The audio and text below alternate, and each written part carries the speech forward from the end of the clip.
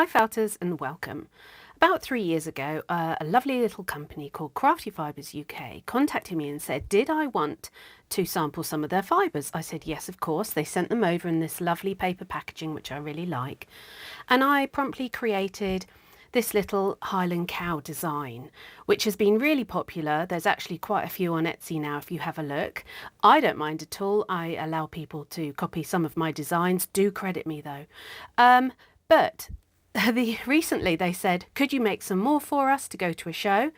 And I was taking them over and they said, would you like to have a look round our mill? And of course I said yes. So here we are. This is what I was met when I first went in. This is an Angora goat. So Crafty Fibres are actually a tiny part of a massive company called Seal International Limited. And during lockdown, this is their archive room, but during lockdown, they decided to set up a small company to deal with their waste products. And that is what Crafty Fibres UK are. It is purely waste from their mills, which is really surprising to me. I had no idea. So this is Phil showing me round, and there's Sue and Josh deal with your orders. So they mainly process, I've left some of the noise in here when we move further along, those are the bales as they come in. They deal with or process mohair, alpaca, cashmere and some wools. And Crafty Fibres UK is like 1% of the size of their company. So it's really good way that they're managing to repurpose waste material, and they also do some other bits which I'll mention later on. So this machine was combining lots of the walls together. We'll see another one in a minute. We were just having a look at some of the fibres. Phil, who was showing me round, was showing me Kemp hairs, which I've not heard about. So that's sort of like a dead hair within a sheep's fleece. I know about guard hairs. But yeah, so we were just going through, this is a mohair I think we're looking at. So this is the bottom floor, and it's a carding room. You'll see the carding machines towards the back. They have to process different fibres on different floors, so there's no cross-contamination, because you wouldn't want cashmere being contaminated by a cheaper brand of maybe a sheep's wool. So that's a really interesting thing, and they have to clean down the machines thoroughly in between. They also have to add moisture to the fibres to stop them drying out and going brittle. I never knew about that, and you can actually feel it, because once they've finished and been processed here, they might be packaged up and sent abroad for 6 weeks. They don't want the fibres to dry out. They also use a little bit of oil on the fibres as well, and it's taken them years to refine quite how much moisture and oil that they use. These machines were just fascinating to watch, seeing it all file in together, and then it would be wound down into one of the bins. There's another waste product. You see that little tiny bit of fluff on the edge there, and then there's fluff that appears down at the bottom. So this is called noil, and again it's another waste product. It wouldn't be used normally in any of the clothing or the weaving things that they use their fibres for. However, they now repurpose this, and it's used for mattress stuffing and other things like that. So they do get people who want to buy that from them. So here we go. This is a mohair that's been delivered, and when it's in the bale, it's really highly compressed. So this is a machine that just opens it all out. See how much stuff they've got. It's just incredible. So it was really lovely to go and to see and to feel everything. This is the opener working. Some of the machines weren't on, so I've taken some of the footage off their Instagram, and then it feeds all the way round and then into the carding machine. So this is a carder, and you see here it's a lot more open and a lot more fluffy, ready to be carded. They have the carding machine here. You can see it wasn't on, but I do have some footage, and as it comes out they will give it a twist to help strengthen it. Here it is in action. Look how I do love, they're very ASMR, these videos, when you see them, all the beautiful carded wool. And this is carded and tops, by the way, and they have 3 huge, that is all one carding machine. It's huge, and they have 3 of them.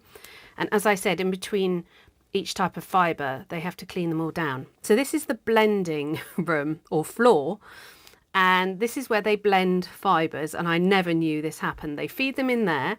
They go all the way round, and look at this. It's just, I mean, it'd be really good fun to be in there, wouldn't it, in a way?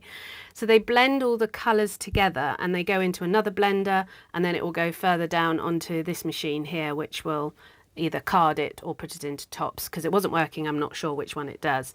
But I sort of looked at this machine and it's akin to a steam engine. It was so beautiful.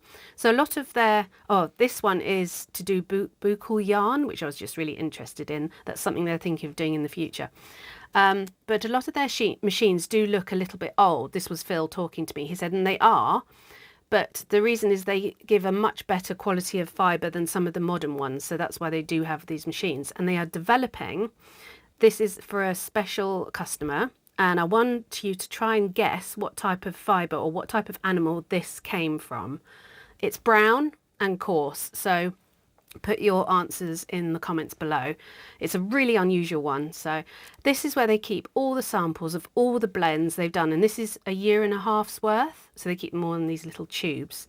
So if people ring up and say I want another blend of this, they've got it all ready. So this is sort of all their customers. And then we were looking at the types of fibres they've been sent over the years. Raccoon, yak, look at these are all the vegan ones, I'm imagining. Beaver, reindeer, hare, milk fibre, which really unusual, possum, pine marten, kapok. I don't know what that is. I have to look at that animal. They've got really unusual. And so this is all the fibres that they have, that they take from their waste and they turn into useful fibres for spinners and for needle felters. And I'll show you some of them towards the end. And they keep them all in these baskets here. And this is where they would do your orders. And here are the items that I put together for them that they're going to take as examples. So there we go. So I have to say a big thank you to Crafty Fibres for showing me around their factory. Thank you to Phil, Sue and Josh, who are the three that mainly deal with Crafty Fibres and all your orders. So I just wanted to show you some of the fibres that I do have from them, because I have made quite a few pieces over the years with their wools. Some of them are quite flyaway. The ones with the silk mixes are quite flyaway, but the one in particular that I really love is this one. So this one is a Fawn Royal alpaca top, and it's a really good staple length. Let's get the end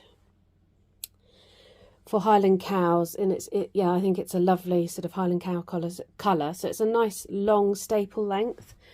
Whereas this one, which I shall work out the name of what it is a much shorter staple length, which is also, you know, really nice. But you've got to, you might have to, it was hard to do the forelock. So I did the forelock in that colour for the Highland Cow that I did recently. So the fibres that they do alpaca, camel, cashmere, mohair, silk and other wool. And they do the blends where they blend them together. And the lovely greys, I really like this grey. I mean, it's probably great for, I mean, I use them for needle felting, but there's probably so many other uses, such as spinning, which they would be really good for. This fibre is quite a coarse mix. I'll try and get the name of that one and put it up. I found this one a bit harder to work with for doing Highland Cow coat.